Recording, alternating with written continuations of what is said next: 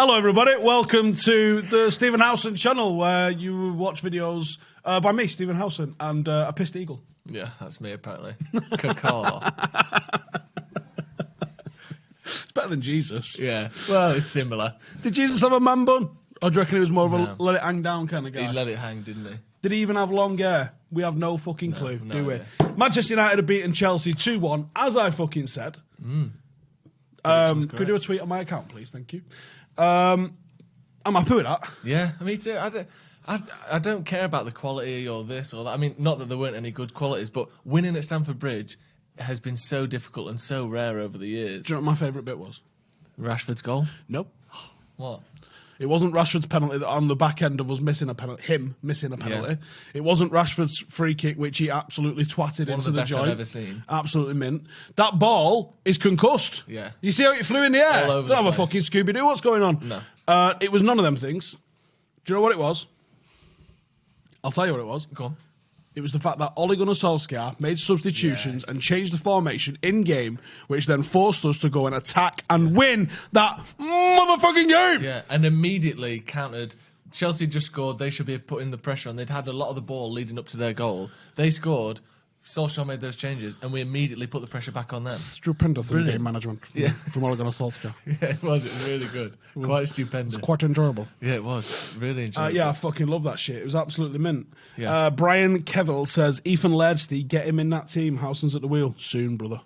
Soon, brother. I think he ended up travelling today, didn't he? I think I saw. Did he wasn't he? on the bench, but I don't think he I'm must not have just sure. travelled down to just hang out with the boys. Where would you put him in that team? I would be tempted to move McTominay. No, that's a lie. Wan-Bissaka to that right-sided centre-half and probably try him at right-back. Put him at right back of a back five. Yeah, I think that back five has helped Williams certainly. Like the defensive pressure that it puts on him just helps lower that sort of burden a little bit. Allows him to make a mistake here or there. Not that he made many tonight, but I think five at the back is a good way to bring young defenders into a team. Yeah, look, I'm just absolutely buzzing that Ole Gunnar Solskjaer changed it mid-game because I had my doubts about whether he had the ability to do that. And as I was looking at potential substitutions, I actually called our subs bang on the nail, actually, as it was happening.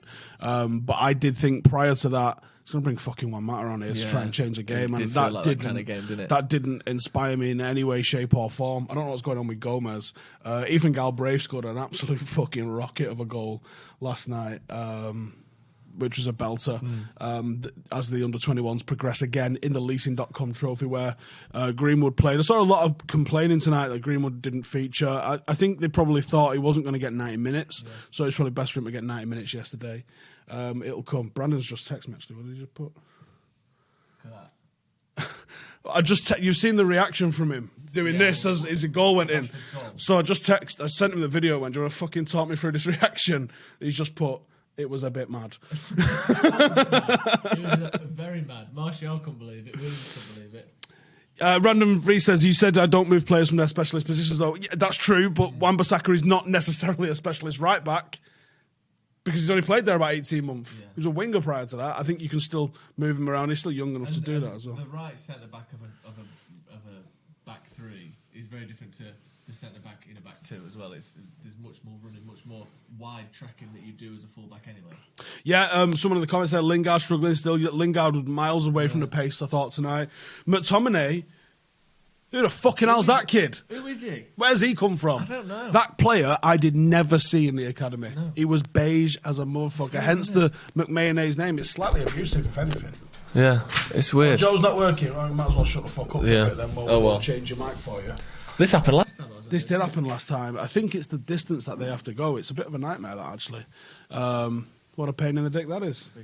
Do we now play five at the back? I think it's an option for us, and I like the fact it's an option for us. I don't necessarily like being stuck in one formation all the time. Smalling scored for Roma. Yeah. I don't know when the draw is. I've seen some really funny tweets about when the draw is this week. Like someone saying, "Oh, it's like fucking 11:15 at midnight on the Big Dipper." Where is it? And it's on Netflix only on the special channel. Amazon Prime. Like So, Phil Fred getting a bit better slowly and surely.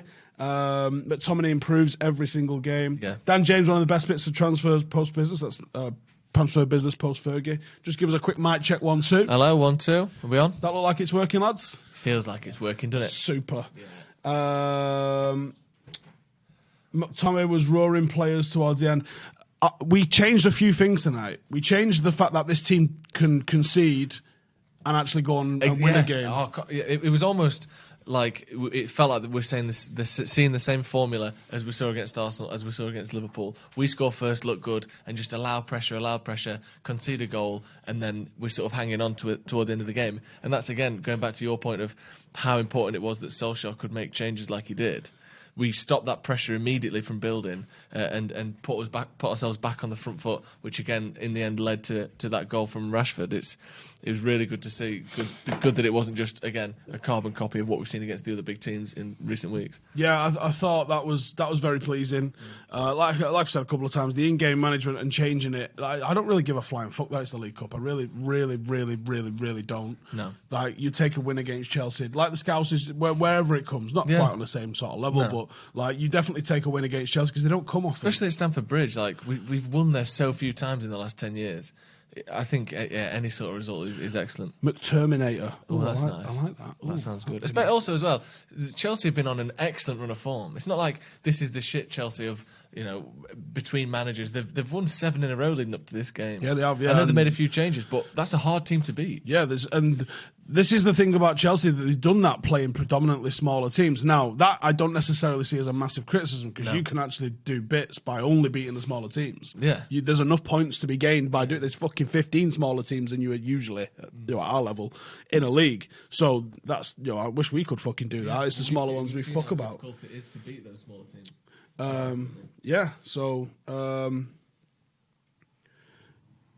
Epic Ariana says, sick of our fans backhanding our players whenever they deserve praise. Rashford scores a belter and all I'm seeing is finally our next one's hitting Rose Ed. Look, some of us have been fucking positive with Marcus all the way through because he's a 21-year-old that's done very well in terms of what he's scored, what he's achieved. Is there room for improvement? Absolutely. Was it 7 goals in 11 games now to start the season? It's not bad. 3 or 4 assists in there as well? I mean, okay, and then people go, well, a lot of them was from the spot. Well, guess what? So a lot of Harry fucking Kane's. Doesn't matter how they come. Guess what? The penalty and the free kick, well, they won the game tonight. They matter. And Marcus is proving himself to be a guy that does it in the fucking big games. Yeah. Like, look at his scores against 5 goals City, against Chelsea Liverpool. as well. Scored 5 against Chelsea. Like, that's now 30. I can't remember the percentage, but like, he's already into the middle. The mic's gone again. Are you fucking kidding me? Is mine gone? Have they both gone? Which one's gone? Who can't we hear? Either of us? You hear that? Mine has. They're both on. Someone's lying to us. It's back now. Jesus. How do I reckon United will manage playing in 4 comps based on... I think we'll do very badly. I don't think we've got the depth to compete on 4 fronts. That's why I kind of wouldn't have been overly asked if we'd have gone out of this competition tonight. I think we need the win for confidence reasons, but I wouldn't have been overly bothered with not having another competition. I think generally the idea of the Carabao Cup isn't particularly inspiring, but I think just the way our run of form had been since the PSG game, and we just seem to have turned a corner a little bit with the Liverpool performance and with the last 2 games before that as well. I think we needed this win tonight more for just the timing of when this game came rather than actually being able to put together a run in the Carabao Cup, which I'm not too keen on. I think this game was more important than the trophy. Yeah, likewise. I think actually putting one over for the confidence and everything else around it that we get from beating a Chelsea team, which is in such a high ascendancy and getting so much praise. Yeah, exactly, yeah. Because I think that does wonders for we're us. sort of being compared to Chelsea as well, aren't we? Solskjaer and Lampard and being forced to play young players through injury or through a transfer ban. I think them taking another step ahead of us, which they seem to have done since we beat them, I think that would have been bad tonight. Yeah, I think the game itself was more important than the trophy that it was part of. I knew the free kick was going to score. I did because I saw the comments.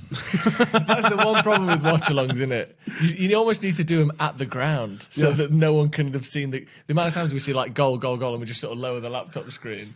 Like you want to engage. Sometimes with the it's comments. a blag. Very often it's a blag. I saw a lot saying Chelsea 2-2, Chelsea 2-2, and you'd be like, is it though? And then I checked elsewhere. I went and checked. Actually, I was checking because someone had said Chelsea had took the lead, I think. So I'd gone on Twitter to have a look, and I just saw "wow" from a United fan. Right. And then the next one was Rashford and about 47 exclamation Really? marks, and I was like, I'm just going to lower the laptop. Yeah, you and knew just that see one was what real. happening here. But when someone put Pogba 2-0, you're like, he's injured. That's a lie, brother. Yeah, I think that might be a lie, that one. Let's talk about the penalty. What load of bollocks that was. Hip-to-hip contact, wasn't it? It was It's not a foul. Bummed him out the way. Hip to hip that bummed him out. It just bummed him out the way a little bit. That's not a foul, bro. No, I don't think it's a foul. But he's so light, isn't he? He's like a little chihuahua scampering into the box. Any sort of contact's going to take him out. Chihuahua. Right, while we are talking about bogus penalties and shit like that, we played our Patreons on Friday in a 7-a-side game where he absolutely pelted down. Yeah. Cracking little video, and you ain't going to see it unless you're part of our Patreon group. And the Patreon group supports what we're doing on the channel. It also supports what we're doing on Stretford Paddock and allows us to make better videos, higher quality videos. Sometimes maybe even the mics will work. Hope so. And if you're interested in finding out what it's all about with the Patreon group, then the link is in the description below. Last couple of weeks, I've been getting a little bit of early team news, and I've been putting that on Patreon. So if you kind of want to know who's playing, there's one place for it, especially in the transfer windows.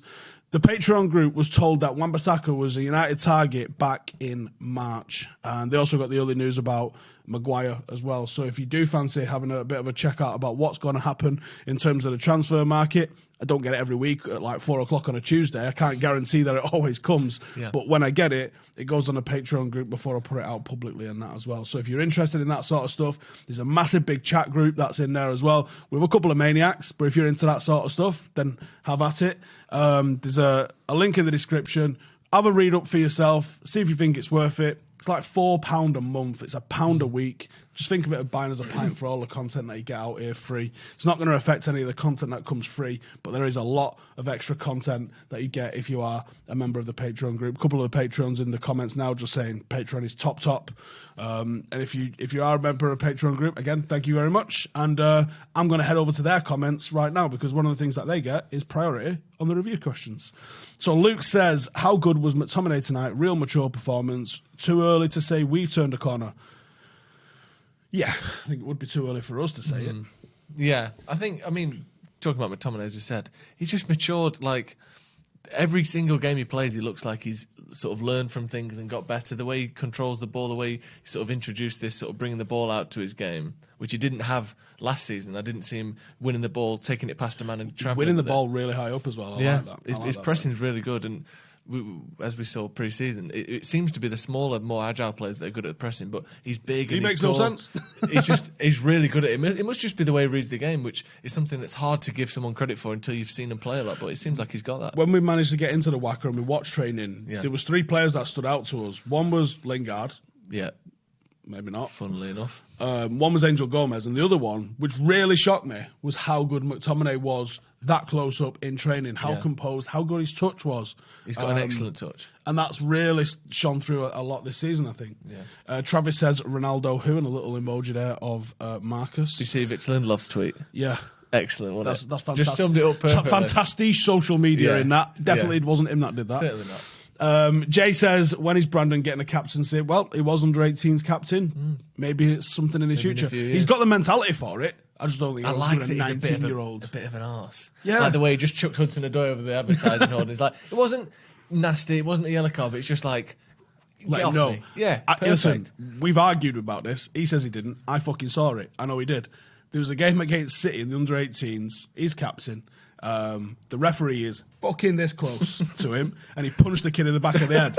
And I went, oh my God. And everyone else, like, fucking about on the phones and everything next to me was like, what? And I was like, you didn't just see that? And he was like, what? And I'm like... Just punched someone in the back of the head. So I head. asked him afterwards, like, did you fucking punch that? He's like, nah. And I'm like, I fucking saw you, mate. You fucking definitely fucking did. You got to deny it. He knows how to do it.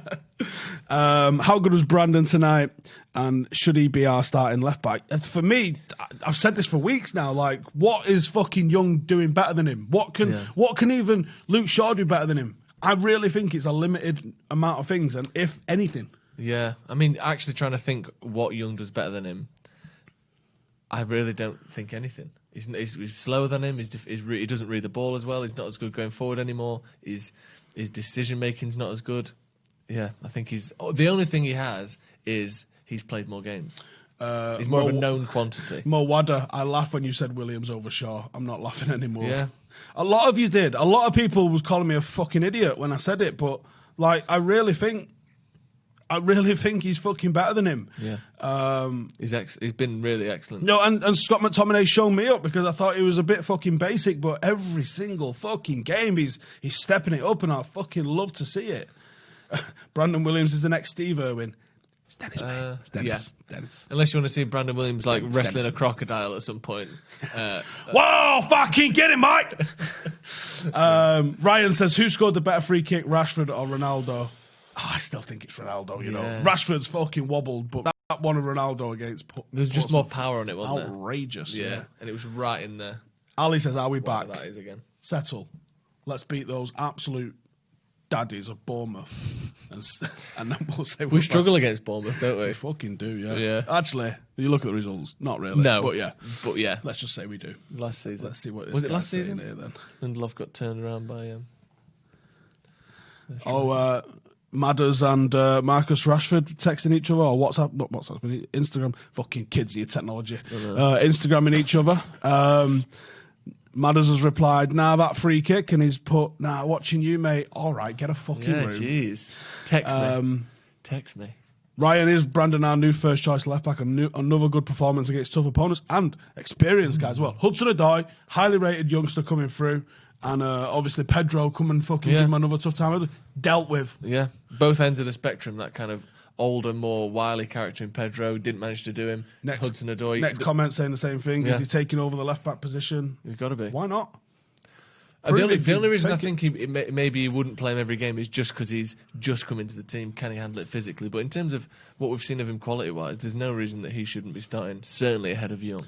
Ronan says, who the fuck is Luke Shaw? Is Rash the biggest big game player there is right now? He fucking delivers, doesn't he? Like UPS.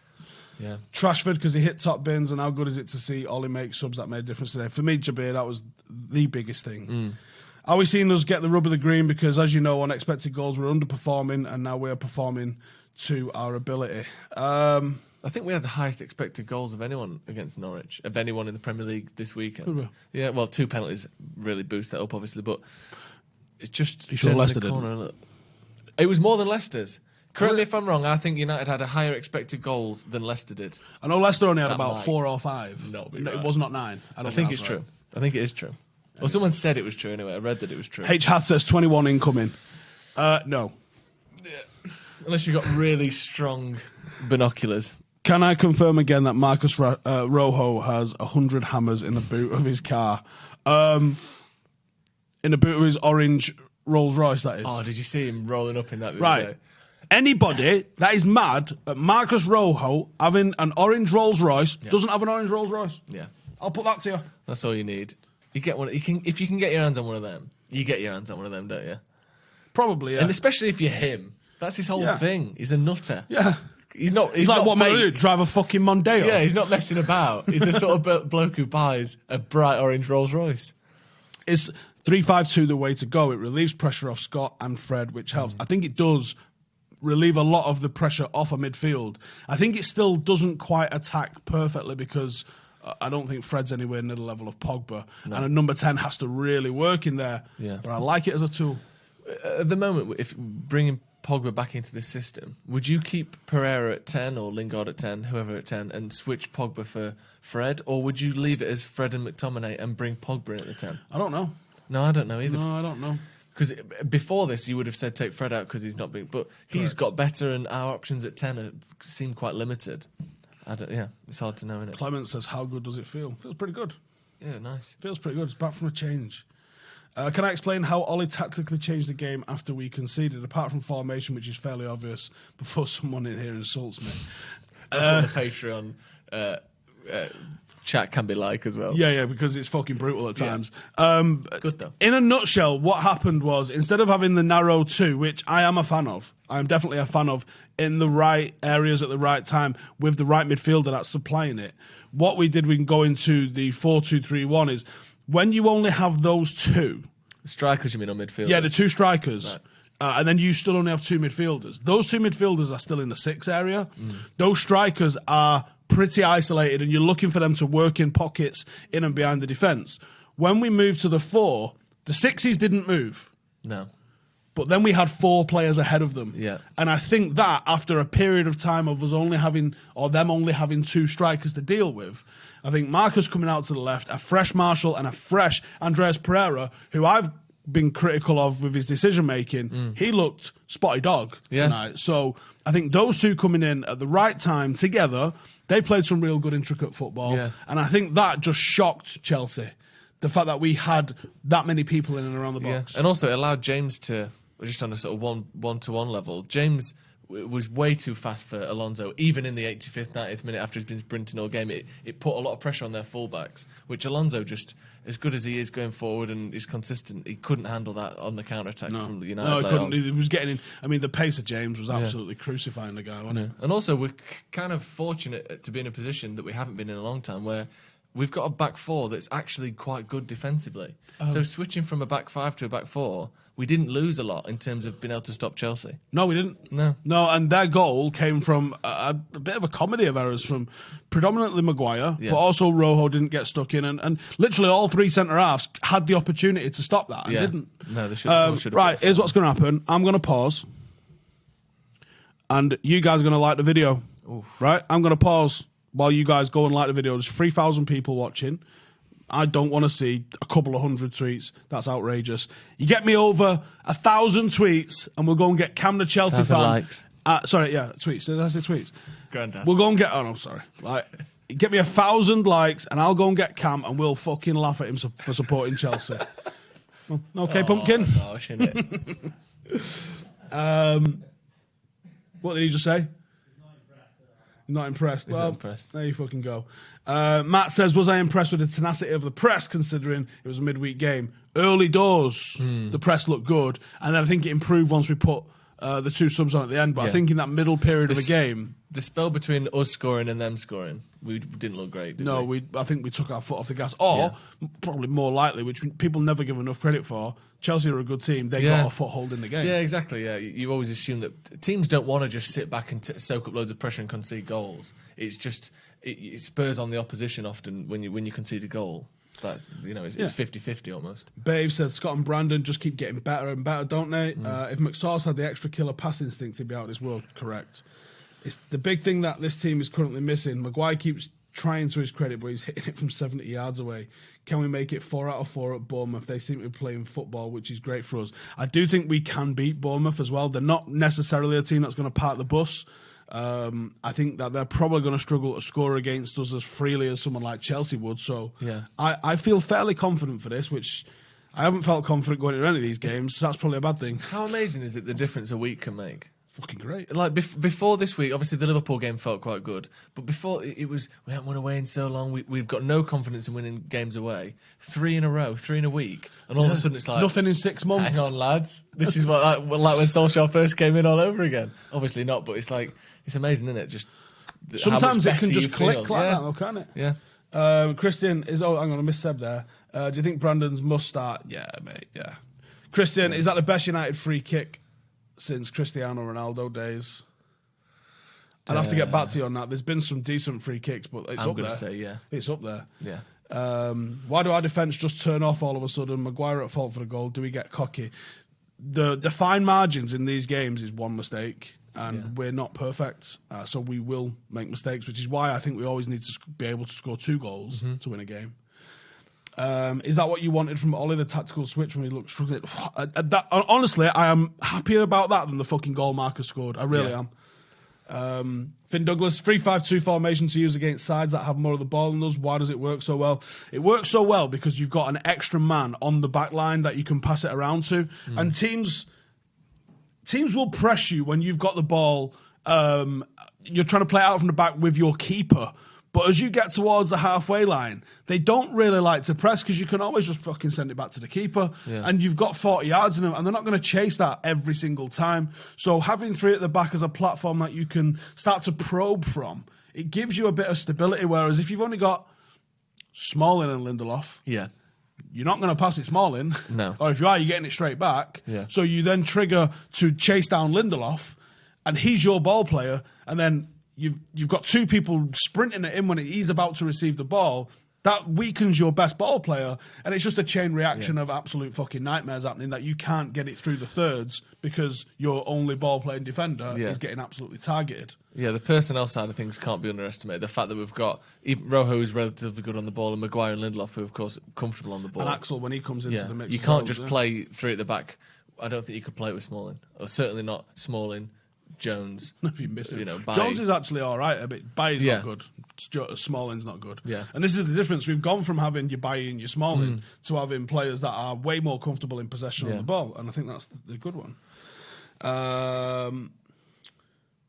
The lads look like they were given 110% and have done since Liverpool. Why do I think they look so bad against Newcastle and West Ham? They look like they'd given up. We knew that we'd all be fucking working for United, wouldn't we? I imagine.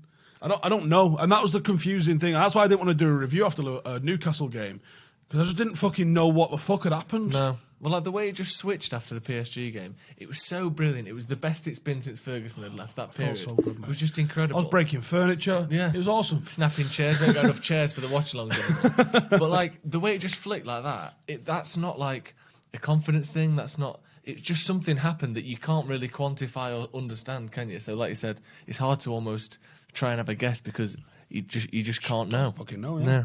After all the praise, rather than stumbling on this formation, could it have not been a well thought out way of bypassing a Pogba-less midfield? I think you're looking back with rose tinted glasses there. It didn't feel that way. It certainly didn't feel like that when you replicated it against Partizan. We haven't seen it all season, and for it to just happen like that, I think it was stumbled upon. Or they've worked on it in training, but it was still stumbled upon. After all the praise Lampard has had, do you think he's ready for his humble pie after this huge serving of McSauce? Haven't they got a bad run-up coming? Come on, you got a bit of a tough run-up coming. He don't know. He don't know anything. He's fucking ignoring me.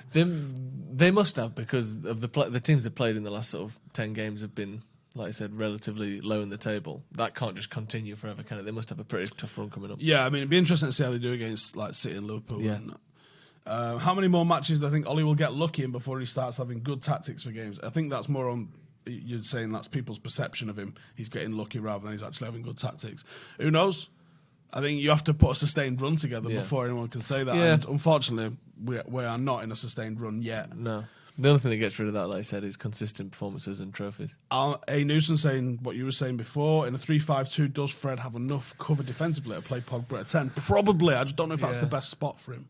Because actually, I think Pereira offers more defensively from 10 than Pogba does. Because of his pace and his press. It's just his aggression and his press. So I think you might almost see, obviously, the creative side of Pogba far outstrips Pereira's, but that tenacity and the work rate, I don't think Pogba can quite match Pereira in that regard. So we'll have to sort of see just what it's like when they come back in, I think. Lewis says, do I think Rashford limping off will be an issue for the weekend? I didn't see that. I hope not. And Maguire looked, he was touching his thigh at one point, wasn't he? Hopefully, if those two are... Let's not worry about that now. Let's just enjoy ourselves. Geza says, how do I think McSauce played? Very good shout for man of the match, to be honest. Yeah. Decryption, how many games will it take for Lampard to lose before everyone jumps on him like they did on Ollie? He's Londoner. It's a London club. Probably won't happen. How does Rashford free kick rank amongst United free kicks that I've seen over the years? It's up there. I don't know if it's top. I mean, David Beckham would probably do a couple of those this season, but it's up there. Lewis McInerney says, what do I think is different about this group of young lads in comparison to likes of Blackett, Varela and even James Wilson, who had a spell in the team and then kind of got swept away? I think there's a reliance on these lads that they almost have to make it. Yeah. And when there's a desperation, sometimes those players that maybe would have washed out of a team, like Tyler Blackett might have washed out of the team because you had Daley Blind. So you're not going to give extra time. Yeah. But if you don't have a Daley Blind and Blackett, you've got to play every week, mate. Well, Rashford's a perfect example of that. He just had to play. We didn't have any other strikers. He came in, scored two. Sometimes people take the chances, and it's always weird because not every generation of youth players, you don't always get a star in them, and sometimes you get 2 or 3 stars, and it's too early on. Even someone like McTominay, who's impressed consistently and is a bit older, it's still too early to say that he'll have a long career at United, but it just seems like you said, the reliance on them and the fact that hopefully we're maybe turning a bit of a corner, perhaps. Might see a couple of them make it when others didn't get a chance. Might see a few of them make it. And like James Wilson had bad knee injuries and had to fight to get through the team that had, was it Van Persie and Rooney and Berbatov and Falcao, and he was there for a long time at United, wasn't he? And he always had 2 or 3 world-class strikers ahead of him, and we don't have that at the moment. Yeah. Tino says, could this be the start of what Ollie, Phelan, etc. have been working on since coming to the club, and the players are now starting to deliver? Very possibly. Very possibly. I hope so. I really do hope so, because like we want to see us do well. We want to see Ollie succeed here. Yeah. Fucking devoed. If I have to wake up one morning and I see fucking club statement on the app, you're like, it's horrible, fuck's isn't it? sake. And Ollie's gone, and you're like... I don't ever want to see that. And I know I am going to see that at one point. I don't think he's going to do 25 years here, win everything and walk off into the sunset. I think the chances of that happening are probably about as high as me getting a call up to fucking play on Saturday. Oh, by the way, you've got a message on your answering machine. Get older than I'm pretty sure the time will be that Ollie gets sacked one day. As sad as that's going to be, I just want that to be... Can it be in 10 years? Can we sack him in 10 years? Because that means he's probably won a league in that time. Or at least a fair few other things. Yeah. Yeah. So I'm sure it's coming. I don't ever want to see it, but I am sure it's going to come at some point.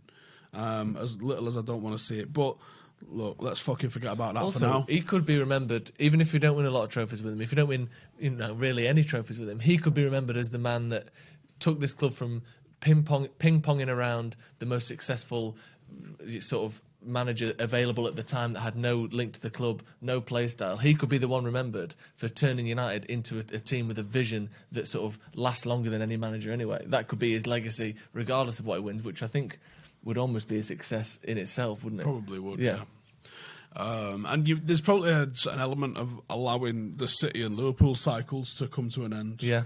Because it's going. I mean, any team in the world, but you put Bayern Munich in the Premier League, you put Real Madrid in the Premier League, and they would struggle to win leagues against the current Liverpool team, the current City team. I think, waiting for those two teams to sort of fizzle out slightly or lose some of that fire might be a good idea. Saying, why do I hate him so much? Ashley Young was this. Why do I let my emotions behind my judgment about him? Because for years and years and years, I've seen this guy come in and have horrendous decision making, and decision making for me is one of the biggest attributes, not just in football, in a professional athlete. Decision making is so key, so important. You can have all the skills in the world, but if you don't have good decision making, you're fucking useless. Yeah, and that's the issue, is that I see bad decisions from a guy that's supposed to be experienced. And when people say, oh, he's an experienced player, what does that fucking mean? That should mean he generally does the right thing more than he does the wrong thing. And I don't see that with him. And it hurts me that he wears the captain's armband, amongst other things. Righty, on that note, I am going to wrap it up. But before we do, make sure to check out the link in the description. And there's over 600 in the Patreon group. And we are doing little treats and stuff like that along the little lines where we can give you extra stuff if we hit those milestones. The next milestone is not far away, and it is a live podcast that you guys will be able to come, be a meet and greet with a United legend, someone that has won the Champions League with this club, and it'll be in Manchester, and it'll be at Hotel Football, and you guys can come and get in the mixer, meet them, live podcast, and that podcast will only be going on Patreon. So if you're not a member, you ain't going to see it. You are literally missing out on top drawer content, inside information, and the utter fucking wibble and carnage that is some of the five-a-side stuff and all the rest of that shit we do. Even if you just want to slide tackle Stephen Howson. Bingo. Yeah, literally, the five-a-side thing, yeah. We played Patreons. We played you guys. We played viewers. So if you're up for that, and it's going to be like every other month that we do it, then it's on you, innit? So there you go. Get in the mix. The link is in the description. Thank you guys for tuning in, and we will see you guys in the next one. Laters.